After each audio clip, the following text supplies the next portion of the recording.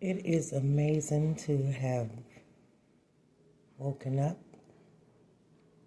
to see this Saturday, rainy Saturday morning for me, but it's amazing to be here in it. So when people say, hey, it's amazing to be here in life, it is. That's a fact. I've had my coffee, my orange juice, my time with my father. I have just been feeling and feeding myself all morning, and I feel good. I feel so good. I wanted to share with you all a little something that I tend to listen to every now and then, and that's the main purpose for me coming on this morning, to share that with you guys. I'll get back with you all later, but I just want to say that I'm not perfect. I'm not sinless. And no, I haven't reached where I'm supposed to be. But I am on the right track. If you just take your time and get to know me, I'm just a regular chick. I'm a regular woman that have been through many struggles by choice and then some not by choice. You know, I take accountability and ownership in all of my stuff, and that's what some of us need to do. We don't want to be accountable for anything. We want to blame everybody for everything. And although some stuff might be someone else's fault, it's still your responsibility to heal and get over that. But I'm a person that can tell you, hey, that man above has never left us. He's never left my side. God has never left me. Even in the midst of my shit, he was there. It was me that put him to the side and did things my way, chose to lead my way. I wasn't thinking about asking him anything. Now, I ask him first. But at that time in my life, in that season, he wasn't the first priority in my life. I used to question myself. Do you love this more than you love God? You know, back in the day, I used to do that kind of stuff. You know, I'm going to share my story. But there's a method to my madness. Because at the end of the day, it's all about God. So why not start with what I love first, which is to share the Word of God with you guys with a little bit of, in little pieces, you know. If I ever write a book, you can go buy it and read it. But just little pieces, because I know that there is people out here in the social media world where my life resembles. And I just want to meet those people that are real, that is trying to live better, do better, be better, have peace, love, be a helping hand, be a great person to the community. Just don't be a menace of the society where, you know, back in the day I probably was. You know, want to see people do good, giving people back what they wish they had, lending helping hands, because people just seem not to realize that a helping hand helps a lot. A listening ear holds more. Just little basic things. People always tend to think just because you're on your down low that you didn't do something right in your life. That's not the case. Sometimes you just need a motherfucker to realize, hey, let me give her, or let me bless her with this, or, you know, let me lead them with this. Let me go ahead and help them with this application and let them get this job. Like, I know real people in life that need help filling the application out, but once they get the job, they're good. I help. Instead of saying, hey, motherfucker, go back to school and read, which I do encourage to go back and learn how to read, but let me help you. And while I'm helping you, let me show you.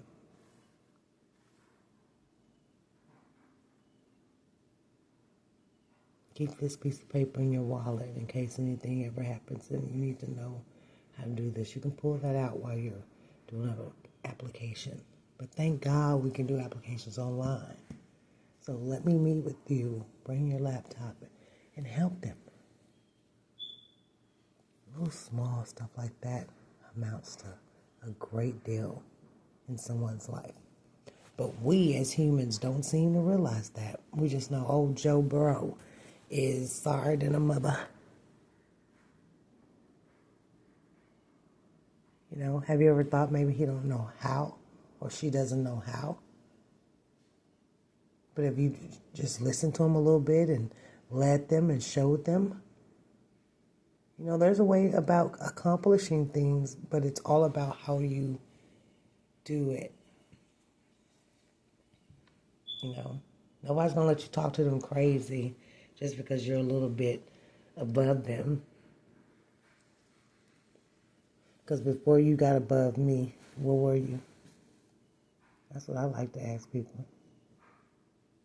Who helped you along the way? Who did God bring across your path? Who do you have to be thankful for? I mean, real life shit. I cuss, but I love the Lord and I give him much respect. I act out, but I love the Lord and I give him much respect. I repent every day. Hell, to be honest, I'd be like, damn, I need to stop repenting every day. I'll set a goal, hey, just be a little bit slower. You know, I call it slow boogie. Just be slow boogie with shit. So you can start repenting every damn day, you know. But it says in the Word. If you read the Word for yourself, you know what it says. No one can lead you wrong. There's people out here with weak minds, somewhat manipulated relations come around and people can get to you. But if you know the Word for yourself, you can detect when something's just not right. Now, I'm never going to argue about the Word, but I will share it with you. Never will I argue about the Word. Politics are the Word. I'll give you my opinion, and that's it. Go look for it. I can show you where to find it. If I don't know how, we can find it together, or let me find it for you. I don't believe in judging people. I believe in helping people. Because when I was out there on my ass, I wish people did realize and help me. I shouldn't have had to say anything out loud to close, somewhat friends that are supposed to love me so much and we hang and you don't realize what's going on in my life. But I realize what's going on in yours. I've always found time to be there for you. See, I'm from that lifestyle. I'm from that world. And it's my intentions to share with a network of people that have been down those journeys. And our ultimate goal is to get that personal and good relationship with God. Do right with the little we have. Hell, I realize I ain't got nothing, but I feel like I got the whole world. I'm serious. I don't have shit. Oh my goodness. But God always provides. That song Tamala Man sings, God provides, is so true. Because he does. He provides. He does things out of nowhere. And you be looking like, what? God's humor is humorous. He's always here for us. And when we go to him, he ain't out here spreading our business. Nobody ever got to worry about calling the G-O-D. And then you go call Mary and Naomi. And G.O.D. done told them your business already. But let us go to Aunt Betty and Uncle Paul. Cousin who? By the time you get to Grandma, she already know. In 5 different versions. What's going on? Even your arch enemy. You know, people talk too much. They be glad to listen to people's business so they can go back and talk. And it makes, I guess, them feel knowledgeable that they know what's going on. No. We use it for the wrong things.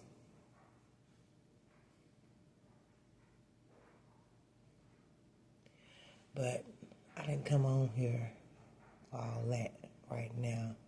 I really basically came on here to let y'all know that it is amazing to be alive. It's amazing to be alive. I'm feeling good this Saturday. How are y'all today?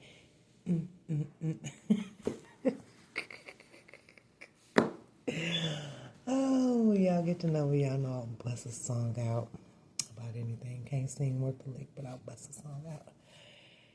Anywho, I want to share with y'all a piece of what I had a privilege of feeding my soul this morning, as well as periodically I do. I have a lot of little motivations and different spiritual praise songs that, you know, I listen to on a daily sometime, you know, whatever. But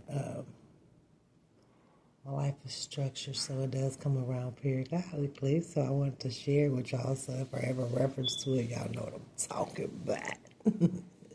Now, until I see y'all again, y'all be blessed. If you did wrong, you did it. Own it. Own it. All right? You'll not get past it until you own it. You cannot get over it. You cannot get victory over it. You cannot get past it unless it's yours. And it's not yours unless you own it. Okay? So, no excuses. No blame. Except for yourself. You did it. You can't have an easy life and a great character. Show me a trust fund kid that inherited a bunch of money, and I'll show you someone mentally tortured. Having stuff isn't fun. Getting stuff is fun. Right? It's not the pursuit of happiness. It's the happiness of the pursuit. Right? It's that thing, and it's not like, you know, the self-help. It's not the journey, it's the destination. It's not either the journey or the destination. It's who you become on the journey. And here's the terrible thing about life. It's self-assignment. I don't think you get self-esteem from the six-pack you get at the gym. I think you get self-esteem from being the kind of person that goes to the gym every day. And you get kind of better at it. You know, the weight doesn't get lighter, your back gets stronger. It's the hero's journey, and you're on a journey to do something, to become something, right? And what are you doing here? What's your role in the world? Say to yourself over and over again, I am unstoppable. I am unstoppable. I can do anything I put my mind to. And wonderfully enough, you do become what you think about most of the time.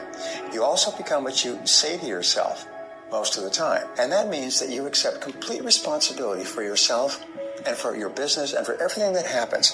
You see, the big problem in our world today is people are trying to blame other people. I'm where I am and what I am because of myself. When you accept responsibility, you stop making excuses, you stop criticizing, you stop complaining, you stop blaming other people, and you start to feel powerful. You develop the mindset of the truly superior person.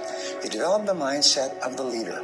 And no matter what happens, nothing can stop you. So if you have that combination, if you like yourself, you have self-confidence, you accept responsibility, and you decide in advance that you will never give up. You will chop and change and try different things, and you'll bounce back and recoil. You'll be resilient. You'll have temporary defeats and failures, but you will never give up. Then nothing can stop you from achieving the greatness for which you were created. You can't stop. You can't quit. You can't say, I'm a failure. You're not a failure. You're not. You're a wonderful, strong, intelligent youngster. Take advantage of that. Trust in God. Trust in yourself and step forward. Live the life in the present moment. Learn from the past. Live in the present. And work for the future. You don't need to have this humongous GPA and all this other shit. What you need is the one thing I talk about in my book, which is straight up brutal work ethic. You have to be willing to outwork everybody in the world. And that's the hard part. That's the hard part. This isn't like some 5-step process where you can do these 5 steps. You're going to end up with this magical world. No. I'm basically teaching you how to callous over your victim's mentality. I'm teaching you how to, like I did 67,000 pull-ups in training for the pull-up record. I was seriously callousing my hands to protect them. What I'm trying to do with people is teach them how to find more of themselves to where they empower themselves. I'm all about the underdog. People only root for others at 2 times. First, when they're at the beginning of the race. Second, when they finish. Neither is when you need it. So, you have to master the middle. The boring, exhausting, soul-crushing middle. That's where the winning happens, on your own. People will only cheer for you as long as you can't beat them at the game they value most. Friendly reminder that every person who doubts you is right until they aren't. Remember, only the disciplined ones are free in life. Only the disciplined ones are free in life. If you are in discipline, you are a slave to your moods. You are a slave to your passions. The best time to plant a tree was 25 years ago. That was the best time to plant a tree. The second and the best time is today. Plant the tree of self-discipline. Your brain needs pressure. It needs constant pressure. And stress and pressure is not a bad thing. We have this thing where we feel like stress is bad. It's bad for you. Bad. You know, you need to relax, man. You need to chill. Stress will kill you. No, being bored will kill you. Not having anything to do will kill you. Is much more dangerous than stress. Yes, you can work too hard. You can work where there's no soul involved. I work like a fiend because I'm writing a book. And it's a very hard process for me. And I'm working far too much, but man, I love it. It's fantastic, right? And it could kill me. The stress could kill me, give me a stroke. But I'd rather die under the stress than be bored and have nothing to do. Okay? So feeling that pressure, it makes your eyes pop open. It makes your brain focus. It makes you alert. It makes you want to live. It makes everything seem exciting to you because you've got to get things done.